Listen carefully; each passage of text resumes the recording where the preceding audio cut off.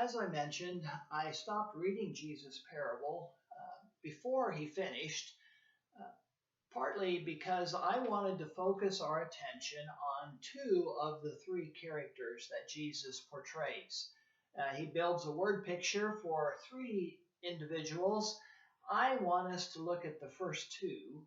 The younger son, we might call him the prodigal son, the son who wasted his wealth on wild living, and the gracious father.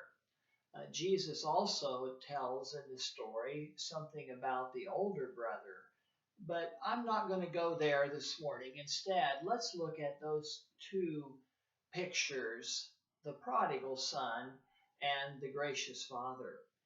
As I think about the prodigal son and consider what Jesus tells us about him, I want us to understand that the prodigal son is a self confessed sinner.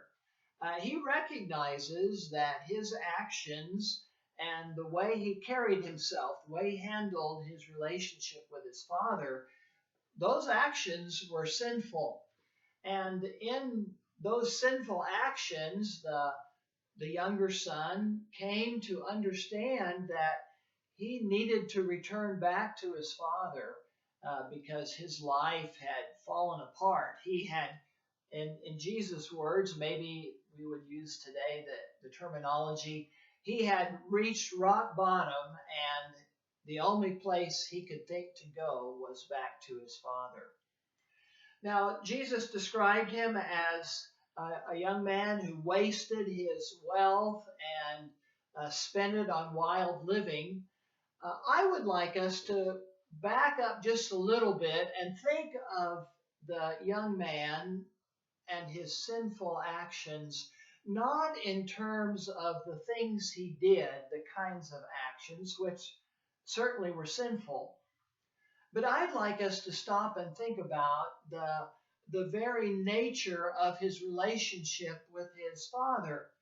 This young man had received from his father a great opportunity, and his father had provided for his needs, and his father, it seems to be, had given him much that this young man enjoyed. And yet, he decided that he wanted to live his life out from under the influence or the direction of his father. Here's the way I think of it. He wanted to make his life work without his father's influence. And so he collected his money, he went off to another country, and he decided he would make his life work his own way. As I think about this young man and his actions, I see that he is very typical of us today.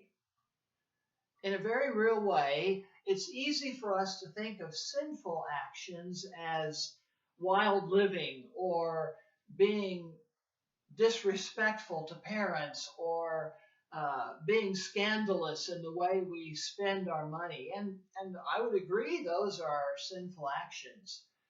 But at the heart of sin, the thing that makes sin so serious is our desire to make our life work without God. That we would say to our Heavenly Father, who has given us much and who gives us great freedom, God, I don't want you. You leave me alone. You stay up in heaven. I'll do my own thing. Thank you very much. And that is actually the heart of sin. Sin is when I try to make my life work without God. Now, as this young man experienced, and as I think we too experience, when we try to make our lives work without God, there will come a time when the pressures from outside, when the situations that we face, when our decisions come back to haunt us, And when circumstances mount up against us, maybe circumstances that we don't control and have no influence over, when that happens, that our lives can come tumbling down, and at the rock bottom of our lives, we too face the very same kind of choice that the prodigal son faced in Jesus' story. When we're at rock bottom and we see that our life didn't work without God, we face a choice. Will we turn back to the Father? You know, we've been living our life, our direction, our way, and things come tumbling down upon us. Will we turn and now look to the Father who loves us and return to Him? And as this prodigal son came to understand, that return to the Father is all about coming to Him, not in some sort of bargaining posture.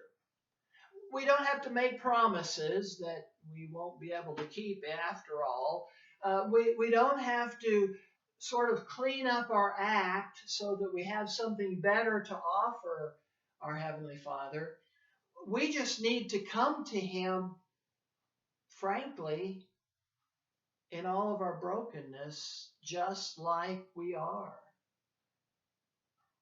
And just like the son of this story discovered, when he came to the end of himself, when circumstances revealed that he could not any longer make his life work without his Father, if he would turn back to his Father, that was really the only option he had available. Nothing he could bring would deserve what his Father would give him. There are songs that help us to come to grips with spiritual truths, and as I was thinking about this message and reached out to a few of the folks in our church, some of the leaders, I said, what would be a good song that would help us picture this return to the Father with our empty hands? Someone suggested that we play the song, Come Just As You Are.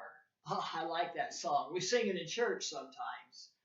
And I think it will drive home for us this morning just how important it is to turn to the Father.